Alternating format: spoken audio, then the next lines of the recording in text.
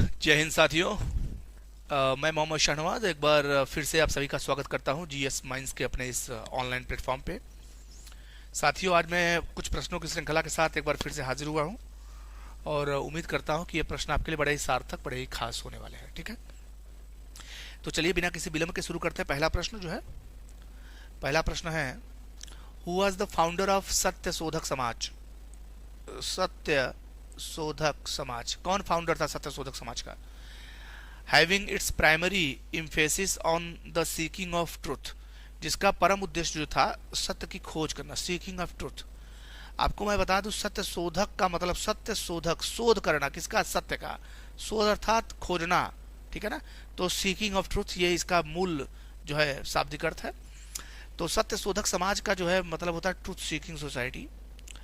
तो ये इसके संस्थापक कौन थे? तो इसके संस्थापक आपके थे ज्योतिबा फुले। ठीक है, ज्योतिबा फुले ये महाराष्ट्र के बहुत बड़े सामाजिक सुधारक थे और इन्होंने इस समाज की स्थापना जो थी, सत्य शोधक समाज,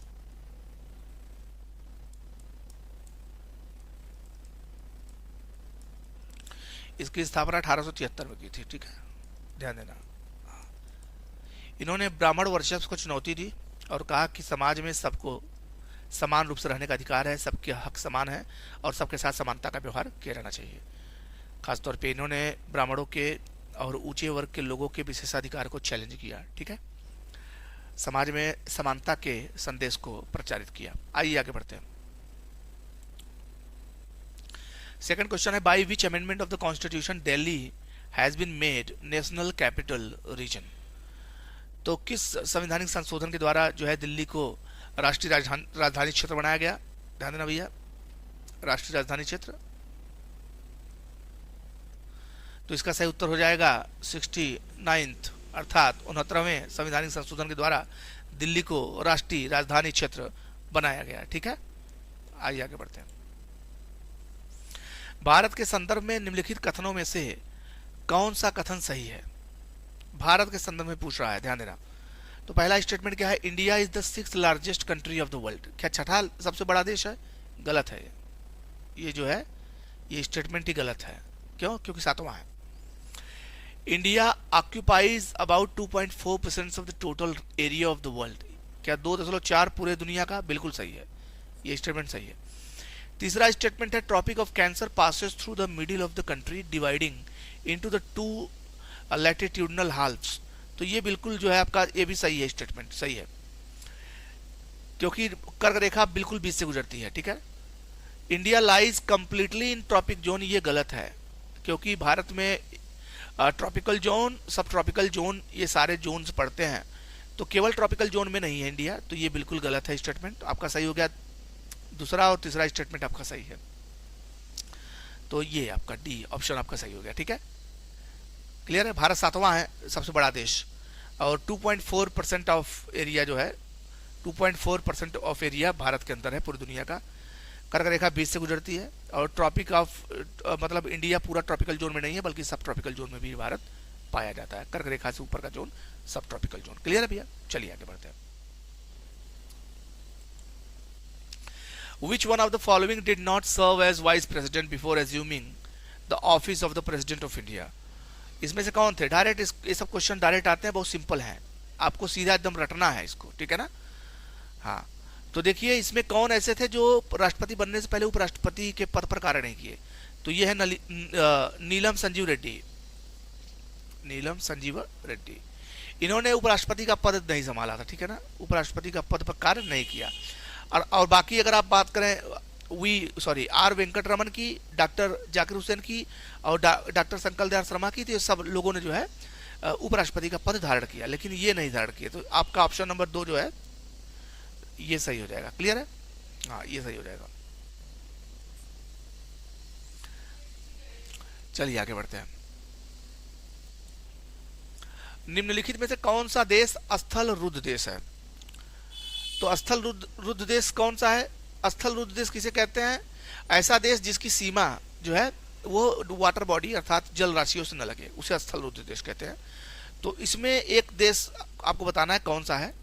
आपको मैं बता दूं, चारों देश साउथ अमेरिका के हैं और इसमें जो देश है जो स्थल रुद्ध है वो है बोलीविया। ठीक है ना? सूरीनाम जो है वो तट पे स्थित है। पेरू जो है वो पेरू का तट बहुत खास है, तटवर्ती है। और उरुग्वे जो है वो भी तट पे स्थित है, ठीक है ना। एक चीज ध्यान देना है, सूरीनाम जो है वो उत्तर भाग में पाया जाता है, पेरू जो है वो पश्चिम भाग में है, और जबकि उरुग्वे जो है वो पूर्वी भाग में है, ठीक है। तो ये जो है देश स्थल तीनों तट पे है, ये तीनों तट पे है, जबकि ये जो है ये स्थल रुद्ध है, ध्यान देना आपको, स्थल रुद्ध है, ठीक है, जिसको लैंड लॉक्ड बोलते हैं, लैंड लॉक्ड। क्लियर है। तो बोलीविया जो है आपका देश वो लैंड लॉक्ड है, साउथ अमेरिका का देश है। अब आइए बात करते हैं छठे प्रश्न की। The earth atmosphere is mainly heated by which one of the following. इनमें से कौन एक से जो है अर्थ जो है हीट होता है, खास तौर पे किससे हीट होता है? क्या शॉर्ट वेव सोलर रेडिएशन से अर्थ हीट होता है? क्या स्कैटर्ड सोलर रेडिएशन से होता है? या रिफ्लेक्टेड सोलर रेडिएशन से होता है? या लॉन्ग वेव टेरेस्ट्रियल रेडिएशन से होता है? तो आपका उत्तर हो जाएगा डी, लॉन्ग वेव, अर्थात दीर्घ तरंगी स्थलीय विकिरण, ठीक है ना। क्योंकि ये जो है दीर्घ हो जाती है, जो दीर्घ तरंगें लौटती हैं तो दीर्घ हो जाती है धरती के ऊपर से, ठीक है ना। तो ये हो जाती है दीर्घ, और इनका जो है इनकी जो है पावर है कमजोर हो जाती है, और इनको बादल रोक लेते हैं, ठीक है ना, बादल रोक लेते हैं, तो जा नहीं पाती, बाद में ये हीट प्रोड्यूस करती है, ठीक है, ट्रैपिंग हो जाती है, बादल को ट्रैप हो जाती है और हीट प्रोड्यूस करती है, इसी से धरती का जो वायुमंडल है वो गर्म हो जाता है। क्लियर है। चलिए आगे बढ़ते हैं। Which country has natural arsenic water contamination.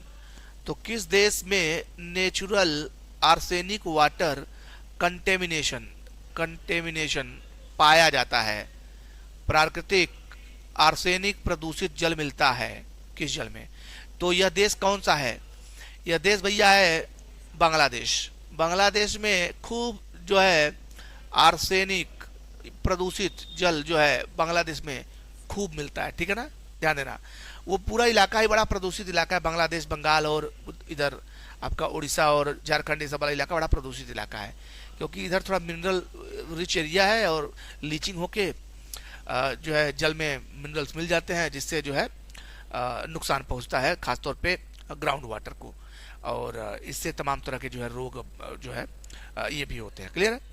तो इस चीज को ध्यान देना भैया। आगे बढ़ते हैं।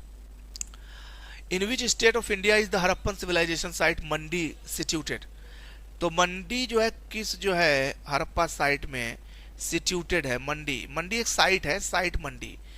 तो मंडी जो साइट है, देखिए एक साइट है मांडा, आप जानते होंगे मांडा, तो ये तो जम्मू कश्मीर में है, ये सभी जानते हैं, लेकिन यहां बात हो रही मंडी की, तो मंडी आपके उत्तर प्रदेश में है, ठीक है ना, ये ध्यान देना, उत्तर प्रदेश आपका राइट आंसर हो जाएगा, क्योंकि यहाँ पे एक जिला है मुजफ्फरनगर, मुजफ्फरनगर, ठीक है ना। तो मुजफ्फरनगर में ही ये मंडी पाई जाती है, ठीक है। हाँ, यहाँ पे क्या है, जब खुदाई हुई तो खेतों की खुदाई हुई, खेतों की खुदाई, तो यहाँ पे सोने के छल्ले मिले हैं, ध्यान देना, सोने के छल्ले, ठीक है। हाँ, मंडी से। क्लियर है, हड़प्पन साइट है। चलिए भैया आगे बढ़ते हैं।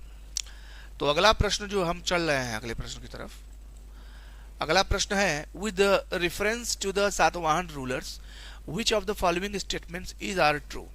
चलिए, तो सातवाहनों के संबंध में बताना है। Satavahana kings were the nurtures of Prakrit language and public aspect of arts got more encouragement during the Satavahana period. Hindi में थोड़ा देख लेते हैं। सातवाहन नरेश प्राकृतिक भाषा के पोषक थे, और दूसरा है सातवाहन काल में कला के लोक पक्ष को अधिक महत्व मिला, ठीक है ना। क्या इन्होंने जो है जो कला का जो लोक पक्ष है अर्थात पब्लिक आर्ट्स, उसको ज्यादा प्रोत्साहन दिया, और क्या ये प्राकृतिक लैंग्वेज को प्रोत्साहित किए? तो दोनों स्टेटमेंट बिल्कुल सही है, इन्होंने दोनों काम किया, ठीक है ना भैया। प्राकृतिक लैंग्वेज को, भाषा को इन्होंने प्रोत्साहित किया, ठीक है, हालांकि संस्कृत को भी प्रोत्साहित किया इन्होंने, लेकिन प्राकृतिक लैंग्वेज को इन्होंने प्रोत्साहित किया, क्योंकि एक शासक है हाल, और हाल ने प्राकृत में ही एक रचना लिखी है, गाथा सप्तशती। तो गाथा सप्तशती हाल की रचना है। हाल एक शासक था, उसकी रचना है, और ये रचना प्राकृतिक भाषा में लिखी गई है, सॉरी प्राकृत भाषा में लिखी गई है, इस चीज को ध्यान देना। दूसरी बात है कि सातवाहनों ने आर्ट को बहुत ज्यादा प्रमोट किया, ये बात बिल्कुल सही है, ठीक है ना। तो आपका स्टेटमेंट हो जाएगा both A and B. Clear है भैया। सातवाहन कौन थे? सातवाहन जब मौर्य काल का पतन हुआ तो सातवाहन जो है वो महाराष्ट्र और मध्य भारत के क्षेत्र में जो है उन्होंने अपना प्रादुर्भाव किया और वो उठकर खड़े हुए, और खासतौर पर ब्राह्मण वंशी थे, ब्राह्मण शासक थे, और इन्होंने अच्छा खासा जो है रोल अदा किया। क्लियर है भैया। चलिए आगे बढ़ते हैं।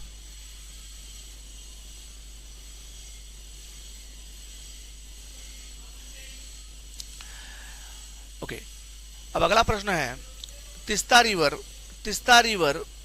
was earlier a tributary of Ganga, now it is a tributary of Brahmaputra। Teesta river पहले गंगा की सहायक नदी थी, अब यह ब्रह्मपुत्रा की सहायक नदी बन गई है। पहला स्टेटमेंट क्या सही है? ये बिल्कुल सही है, ये बिल्कुल सही स्टेटमेंट है। इसका कारण देखिए, कारण क्या कह रहा है? River capturing is major feature of Himalayan rivers. River capturing चूंकि हिमालयन रिवर्स का बड़ा या मुख्य कारण है, तो इसलिए जो है ब्रह्मपुत्रा ने इसको अपनी तरफ खींच लिया है। तो बिल्कुल ये सही है, दोनों सही है भाई, ये असर्शन भी और रीजन दोनों सही है।